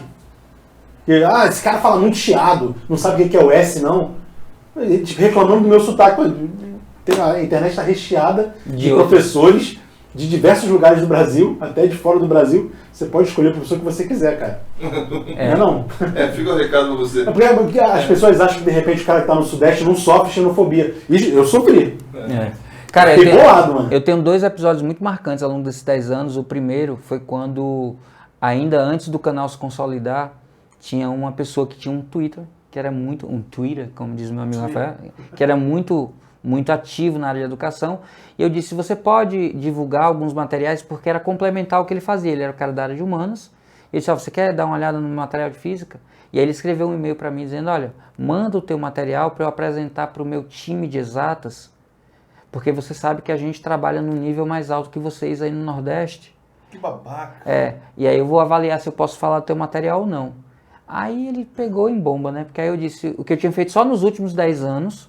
Usei como exemplo todos os primeiros lugares de Olimpíadas do pessoal do Ceará, por exemplo, alguns de Pernambuco, Bahia, e perguntei, cara, manda aí o que é que os teus revisores fizeram da vida para ver se eles estão aptos a me avaliar. E aí cortei a relação. E outro foi, eu cheguei num grande evento aqui, e aí meu nome é Ives Urquiza, né? Eu no vídeo, ninguém tem noção do meu tamanho, mas eu era 30 quilos mais gordo, então eu era um homem zarrão, branco, bochechudo, da bochecha rosada, com um sotaque menos carregado do que os irmãos nordestinos. E aí o cara chegou pra mim e disse, poxa, Ives Urquiza, branco, gordo e alto, nunca que eu pensei que você era nordestino. Aí na minha cabeça eu disse, se soubesse que eu era, eu não estaria aqui, né? Porque é o típico comentário de gente idiota, né? Gente que não vê um meme típico que é aquele senhorzinho todo engilhado, com cara de morador de sertão, dizendo, enquanto você tira onda comigo que sou seu porteiro, meu neto tira a vaga do seu filho no ITA. Mentira mesmo. Né? Porque se você pegar a ITA... Impressionante. O Ceará é um polo de matemática ali que é muito forte. E hoje o Piauí bebendo do pessoal do Ceará, que é ali vizinho, está criando rivalidade. Porque o que acontecia ali naquela região? Quem era do Maranhão, do Piauí, até mesmo do Rio Grande do Norte, que queria fazer ITA, não tinha nada local. Como o Ceará era muito forte, migrava todo mundo para lá. O Piauí agora já é um segundo polo vizinho do Ceará, que está começando a se destacar. Pernambuco menos, mas Pernambuco tem um colégio especializado e que cresceu em cima de concurso militar, que é o GGE. Né? Então, lá no Ceará, os Ari de Sá da vida, os Farias Brito, eles cresceram em cima de resultado. Eu sou da primeira turma M30 do Farias Brito, antes da separação, de 1988 para 89. 120 alunos, os 10 melhores alunos de cada uma das 12 salas da antiga 8ª série, hoje no 9º ano, foram submetidos a uma prova, e os 30 melhores alunos foram selecionados para uma turma modelo, que tinha por objetivo alta preparação, material diferenciado, professores diferenciados, e eu fui dessa primeira turma. Só que meus pais se separaram, eu voltei a morar em Pernambuco, e os 29 colegas todos foram aprovados. Um deles, inclusive, foi aprovado no ITA, outro foi no IME. Eu sou da mesma geração, só que ele não estudava na minha escola, de um grande professor de física da internet chamado professor Brito, Renato Brito, né, que é dono da Bestseller, que tem muitos livros de alta dificuldade, né, livros russos, livros peruanos, os livros do IIT-JET, por exemplo. Né? Não está aqui, mas eu tenho os dois da Bestseller aqui. Pois é. São livros incríveis. É o ITT-JEE, que é o vestibular da Índia, que é um dos mais difíceis do mundo. Sim. Eu chamo de IIT-JET, né? Mas é dificílimo, cara, difícil. Tem uns livros russos famosíssimos na minha época, por exemplo. Sarajevo. O Sarajevo é famosíssimo, ele voltou a... Sarajevo é o cão, né, cara? Não, tem Deus outros. me livre. Tem outros menos famosos que são mais difíceis, mas esse aí é maravilhoso. Eu me lembro, inclusive, nessa turma especial, os meninos eram um pouco humildes, né? Porque assim, a gente foi... O M, antes do 30, era melhores. Então nós éramos os melhores 30 para a nossa geração de alunos. Então a gente era meio arrogante. E aí na primeira aula de física, quando foi falar de velocidade média, que velocidade média, professor? A gente é M30. Aí, por acaso, em 1988, no vestibular do ITA, tinha caído a famosa questão dos 3 turistas. Que 2 vão numa bicicleta, outro vai andando, aí num determinado ponto um desce, e a bicicleta volta para pegar o outro que vinha andando, e esse segue andando, e os 3 chegam juntos. Que a solução ela é uma solução mais geométrica do que física. Bonita, com gráficos e tal. E aí disse, então vou botar aqui uma questãozinha de velocidade média para vocês, e vou ali tomar uma água. Quando eu voltar, quem tiver resolvido, escreve aqui no quadro. E aí os M30 perceberam que a gente era bom, mas tinha tanta estrada ainda por frente. Ninguém soube fazer a questão. E essa questão é a 4ª questão do Sarajevo. Está lá, a mesma questão que o ITA cobrou em 88. Então, assim, esse livro foi usado muito como referência para questões do ITA e do IME. E o Renato conseguiu trazer de volta, porque antes era produzido em Portugal, e aí a MIR fechou no Brasil, e foi o Renato que resgatou, para a alegria de quem é concurseiro. Então veio ele, veio Iridov, veio mais um monte de livro bacana de física e de matemática também. De matemática tem um russo chamado Yaglon, que é interessantíssimo, que também é muito bom. É um russo também que é também muito bom, com questões de geometrias muito boas. Agora aquele ali é brasileiro, mas é muito bom, Morgado. A explicação dele é muito profunda e ele tem uns exemplos bem legais.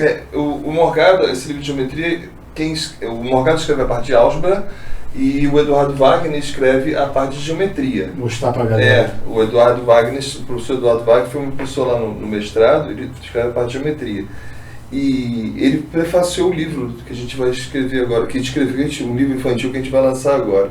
Ele é um monstro de didática, né, cara? Ele tem um quadro muito bonito, um quadro muito apresentável, mas o Morgado, ele era um cara incrível também de exemplos tais como esse. Ah, é? Você sabe análise combinatória? Tá? Vou deixar um aqui e vou ali fumar um cigarro. Ninguém fazia, porque a arrogância da gente não deixava a gente entender que, porra, aquilo ali tem muito chato. Esse livro de geometria aqui, o Morgado, eu tenho dele de análise combinatória. É. Que eu aprendi, eu usei na pós-graduação, que é sinistro. Sinistro, é. Quem quem também fez um livro muito parecido com ele foi um cara chamado Pop, que escreveu Prelúdios da Análise Combinatória, que também é muito, muito bom. Na área de matemática, Alagoas, que é o estado onde... É o estado que me acolheu e onde está minha família. Já sei até de quem você vai falar. Tem história com matemática muito forte, né? Um divisor de águas, por exemplo, na área de análise, é o Elon Lages. Professor Elon. Professor Elon. Lenda da matemática. E todo professor estudou análise pelo livro do Elon, né? E tem um cara mais recente que eu acho que vocês conhecem também, que é o Fernando Codar, que é outro monstro que não ganhou a medalha Fields porque ele completou 41 anos. Isso que eu ia falar, a idade não deixou ele ganhar a medalha Fields. E era alagoano também. É um cara mais ou menos da nossa idade, ele deve estar com uns 50 agora. Eu tive o prazer de ter aula com ela, tive assim, a honra de ter aula com ela. E, cara, ele era tricolor, assim como eu, só pra... Nenhuma relevância. Eu quis deixar registrado isso. Só pra saber que ninguém é perfeito. Você vê que ali na tela deve ter os dois falando assim, ninguém não tá. Mas ele não era só um bom matemático, ele era muito inteligente, assim... No âmbito geral, sabe? Ele era um cara muitíssimo inteligente. Tinha uma cultura geral muito ampla. Muito ampla. Ele era um cara muitíssimo inteligente. E é engraçado o Elon ser, na minha cabeça, quando eu era mais novo. Cara, ele é engraçado, ele é referência, né? E ele é brasileiro. Olha como é que a gente foi criado, sim, né, cara? Pô, é engraçado, ele é referência, ele é brasileiro. Porra, cara, qual o problema, né? Qual é o problema? E quando eu descobri que ele era referência, assim, eu falei, caramba, eu fui procurar outros, né, cara? Pô, aí Paulo César, que foi o cara do mestrado que me orientou, eu falei, cara, a gente é rico pra caramba na ciência, cara. Sim. Né? E esse projeto do livro infantil, que eu não quero cortar aqui o assunto, mas é justamente para resgatar isso, falar de heróis como Tales de Mileto e tal, porque acho que isso é necessário, né? No Brasil, quem é o cara de física que você fala, bom, você deve ter alguém que fala assim, cara, esse cara para mim é referência, não só porque dava aula, mas um físico que é referência, assim, para você, quem seria? Assim, historicamente, a gente tem o episódio do Quase Nobel de Ciências, né, que foi de um físico que trabalhou na descoberta do meson pi. Professor que eu tive o contato e o privilégio de conhecer e estudar com ele, foi o professor que veio a ser nosso ministro de Ciência e Tecnologia, o professor Sérgio Machado Rezende, que ainda hoje trabalha pela ciência. Ele é da parte de eletrodinâmica, principalmente, e ele era um dos professores mais citados e foi o responsável pela assim, ele foi o mentor, junto com mais 4 ex-alunos da engenharia da Federal de Pernambuco, que fizeram engenharia elétrica e eletrônica.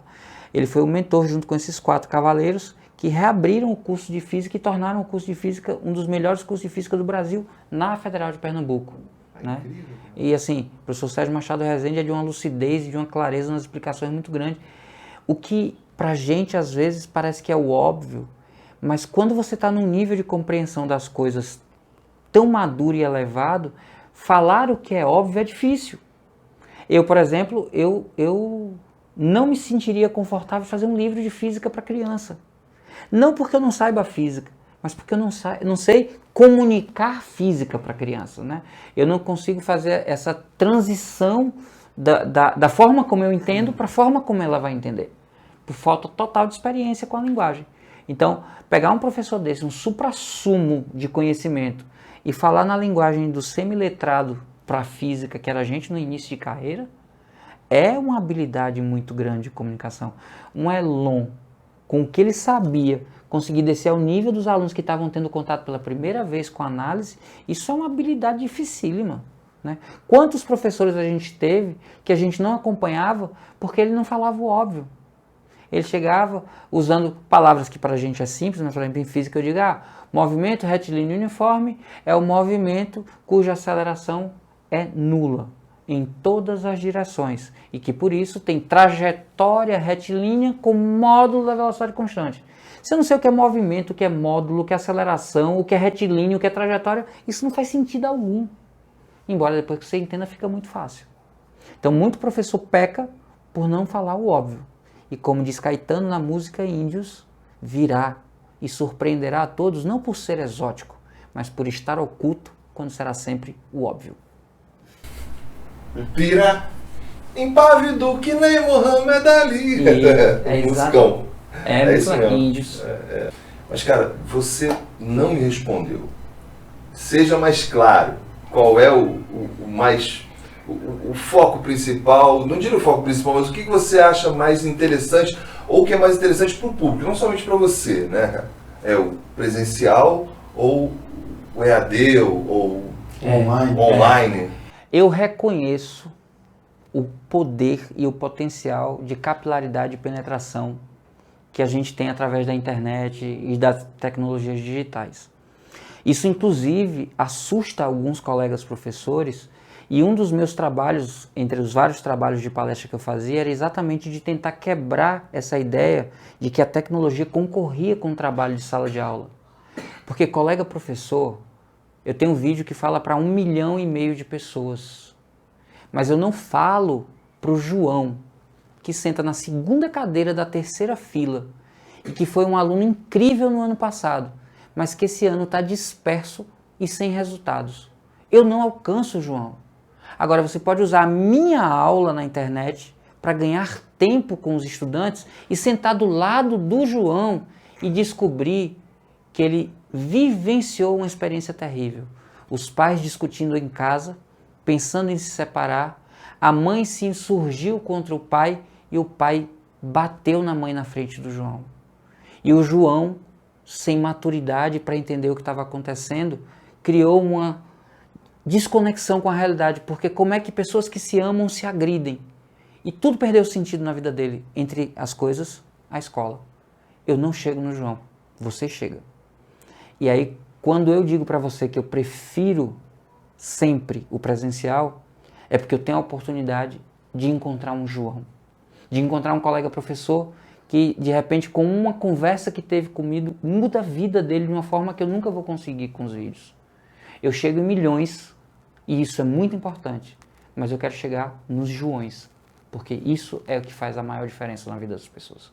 É por isso que eu prefiro sempre o presencial. E o oco que a pandemia deixou muita gente? Tem até um termo, se quiser dar um Google aí, que chama langorosidade. É como se você tivesse... langoroso. A gente vai escrever um livro com esse cara. É como se você tivesse vazio de tudo, se fosse só uma casca que começasse a escorrer. Feito aqueles desenhos animados que a pessoa vai escorregando por não ter conteúdo. Então é o langoroso. Nossa. Colega professor, muitas vezes mais do que física, matemática, química ou qualquer conteúdo, um dos trabalhos mais relevantes da gente é o de acolhimento. Muitos dos nossos estudantes passaram coisas assim que são até inomináveis, que o ambiente aqui nem permite falar. A gente escuta umas histórias terríveis. E se encher de propósito faz toda a diferença na vida, né? A gente, enquanto profissional, e o estudante também, enquanto estudante, precisa ter propósito. E às vezes, antes do propósito, ele precisa se sentir em ambiente seguro. E muitas vezes a casa não é um ambiente seguro, a família não é um ambiente seguro. Então, se a gente conseguir dar esse tipo de acolhimento, né? Se a gente conseguir encher de novo de propósito a vida daquela criança, daquele jovem, a gente transforma num nível tão profundo que a gente salva vidas. E o Rafael já deve ter escutado essa história 1 milhão de vezes, mas ele vai escutar mais uma vez, porque eu acho... Nunca enjoo. Porque assim, eu carrego no peito, inclusive, eu estou estreando nesse podcast a primeira gravação de podcast em que eu estou com a nova marca do Física Total. Porque sempre foi LQVP, mas antes o Q e o P eram maiúsculos. E aí eu fiz um rebrand porque eu contratei um pessoal para dizer, ó, o Q parece um O. E aí quem lê L-O-V, nem lê o P, pensa que é love. E não entende a história que está por aqui. E como eu também ia fazer um podcast, as letras minúsculas iam virar pods na animação. O Q e o P são espelhados. E aí eles viram pod e trocam de lugar. Como se estivesse brincando com letras e fone de ouvido. Mas o que é essa história? Essa história é a essência da minha caminhada pela vida. Porque meu pai, ele conseguiu, quando eu tinha entre 9 e 10 anos, fazer uma coisa que mudou a minha forma de enxergar a vida. Eu levei uma caixa de chocolates para a escola. E na hora do intervalo eu abri, na inocência, ingenuidade, abri na caixa de chocolate. O que aconteceu? O cheiro se espalhou e aquele monte de menino da sala veio em cima de mim. Eu quero chocolate, eu quero chocolate. E eu fiquei meio apavorado, segurei a caixa de chocolate, botei a mão na frente, só para quem me der moedas. Porque eu achei que não ia ter moedas. Vã ilusão. As moedas começaram a cair, os chocolates a sumir. E eu, inicialmente frustrado, peguei 1 ou 2 para mim e fiquei abusado. Até que eu olhei na caixa e, como eu era bom de cálculo mental, sacudi assim as moedas. Opa, dá para 2. Então eu tendo aqui uma caixa de chocolate, eu vendo e faço 2. Pego uma para mim para comer, vendo a outra, tenho 2. Pego uma para mim para comer, vendo a outra, tenho 2. Chocolate infinito. Então com 9 anos eu descobri a fórmula do chocolate infinito. Tu é o Willy Wonka do Nordeste. Pois é, isso inclusive virou um TEDx, eu tenho um TEDx, LQVP, a fórmula do chocolate infinito. E aí eu cheguei em casa, e aí entenda, meu pai é empresário, né? Meu pai, a gente tinha uma vida confortável, mas meu pai nunca tolheu os filhos de fazerem pequenas atividades para ganhar dinheiro. Para você ter uma ideia, eu fazia apresentações de mágica, enquanto minhas irmãs vendiam sanduíche feito na cozinha com queijo e presunto e suco feito com kisuke para a plateia. Não é pelo dinheiro. Os amigos do meu pai até questionavam, poxa bicho, teus filhos passando vergonha, fazendo esses trabalhos para ganhar dinheiro, ele disse, isso vai ajudar a vida deles. Porque as habilidades que eles estão desenvolvendo não é o dinheiro, mas a habilidade de comunicação, de programação, de planejamento, de contabilidade, falar em público, tudo isso vai mudar a vida deles. E ao invés de estarem brincando nas férias, eles estarem brincando de ganhar dinheiro, vai fazer toda a diferença para eles. Meu pai tinha essa visão. E aí quando eu cheguei em casa, o que é que eu esperei? Meu pai vai me jogar para cima, pegar uma caixa de chocolate e jogar no chão, a gente vai nadar no chocolate. Era isso que eu esperava.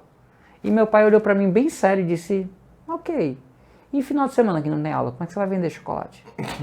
Bicho, isso me deu um banho de gelo que eu, peraí, calma, meu pai não entendeu o que eu falei. Não, esse pai, eu não preciso vender uma caixa de chocolate todo dia, porque eu não vou comer uma caixa de chocolate todo dia. Ele disse, tá, entendi. Na segunda-feira eu tenho chocolate. Eu disse, tem. Eu disse, e nas férias, que são 60 dias? Porque hoje é 30, mas na época da gente, quem passava por média, saía no final de novembro e começava depois do carnaval. Aí eu, caraca, bicho, meu pai não me ama. Foi a primeira coisa na minha cabeça, meu pai não me ama. Mas aí, pai, eu tenho disciplina e guardo uma caixa de chocolate para o primeiro dia e reinicio tudo novamente. E aí meu pai foi fazendo perguntas cada vez mais difíceis de responder, o repertório dele era melhor do que o meu. A sensação que eu me lembro é, meu pai não me ama, eu vou pro quarto frustrado, não posso chorar, porque se chorar, apanho para chorar com gosto. Fui puto, dormi. No outro dia, ainda abusado, com raiva, peguei um chocolate na venda, levei para a escola pela força do ódio, para dizer, eu vendo esse negócio. Quando eu voltei, meu pai olhou para mim, eu era gordinho, bochechudinho, gordinho, que cara feia essa, tá com fome? Eu disse, com fome não, tô com ódio. Do quê? Do senhor que não me ama, que não me entende, que não entendeu o que eu fiz de chocolate. Calma lá, senta aqui pro papai contar uma história. E bicho, eu vou dizer como eu falo hoje com o repertório de um adulto. É claro que ele não falou com uma criança de 9 anos do jeito que eu disse, mas a mensagem que ele passou é essa. Ele chegou para mim e disse, a primeira coisa que ele disse, olha filho, quando você tiver um projeto, uma ideia, um sonho, alguma coisa que você acredite, não pense que ao contar para as pessoas o mundo vai te aplaudir, porque não é isso que acontece. A maioria das pessoas não faz e não acredita que você seja capaz de fazer. E mais, se ele puder atrapalhar, ele atrapalha, ele não estimula você. Então, crie uma blindagem para isso, não espere aplausos do mundo. Pum! Girou uma chave na minha cabeça. E mais, se você quiser mitigar, não é mitigar, né? Se você quiser diminuir os efeitos disso, se cerque de pessoas que potencializem você, potencializem as suas habilidades. Hoje o pessoal de startup diria, busque habilidades complementares, né? Mas é alguém que complementa você te botando para cima. Girou uma chave. E finalmente, e mais importante, em tudo que você se envolver, se envolva por inteiro. Em tudo que você acreditar, dê o seu melhor. Porque assim as coisas são conquistáveis. E aí ele cristalizou isso numa frase que virou o lema de minha vida e que há 10 anos eu consigo divulgar na internet. Ele disse, se você conseguir ter essa atitude mental, se cercando das pessoas e fazendo o seu melhor, os objetivos são conquistáveis. LQVP. Lembre que você pode. E minha vida nunca mais foi a mesma. E eu tento hoje na internet dar acolhimento e pertencimento para a maioria dos jovens que infelizmente escutam o tempo todo que não conseguem, que não é para você, que você não tem chance, que não é isso a sua vida. E eu tento dizer, cara, não é porque é fácil, vai ser duro. Mas se você fizer o caminho, aguentar o processo, as coisas são conquistáveis. O LQVP é o meu maior lema e eu acho que vai ser o meu legado. Sensacional. Sensacional. Depois dessa, é só aplaudir o Ives, que cara fantástico, cheio de história. Ainda tem muito mais. Acho que quando ele retornar ao Rio de Janeiro, a gente faz outro. Não, tem que fazer uns 3 podcasts com o Ives, que tem muita coisa para falar. E obrigado. Ô, cara, obrigado a você por mais essa aventura juntos, né? Eu não sei se vocês sabem, mas eu conheci o Rafael num hotel.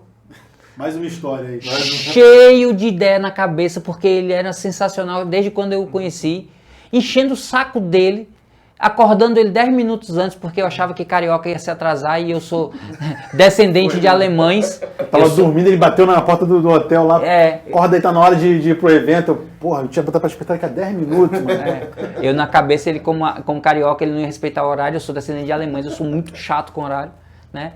Mas eu lá, não, porque isso, porque você pode fazer aquilo, porque você levanta tal e tal, cheio das ideias, e ele...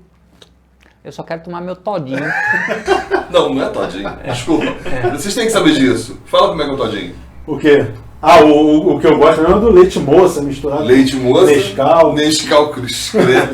Mas nesse dia era o todinho mesmo. Mas nesse dia era o todinho. Então tinha tudo pro Rafael me odiar, e ele é um dos meus maiores amigos. É um cara que eu já vivi muitas aventuras, sou com muito orgulho padrinho de casamento dele, tenho a filha dele como minha sobrinha, se algum dia ele faltar, eu vou me responsabilidade de ajudar a filha dele. Então assim, é um vínculo muito grande, a gente já fez muita coisa bacana por aí e é só o começo. Legal. Show de bola, tamo junto. Então. Já merece teu like, tenho certeza. Compartilha pra galera aí, chama pro Prof Talks. Se inscreva no canal. E vamos juntos que a galera que vai vir aqui é só top. E se alguém quiser me encontrar por aí, é Física Total. Física Total, Ives Urquiza. Você é o único Ives Urquiza que tem. Não deve ter outro.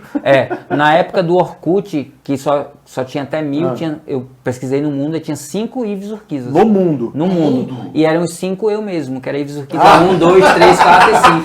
Só cabia 1000. Seria bom se existissem 5 Ives Urquiza. Eu queria que tivesse outro Rafael para me ajudar a fazer as coisas. Né? Pois é, 5 Ives Urquiza. Então fechou, valeu galera, um abraço, até o próximo episódio.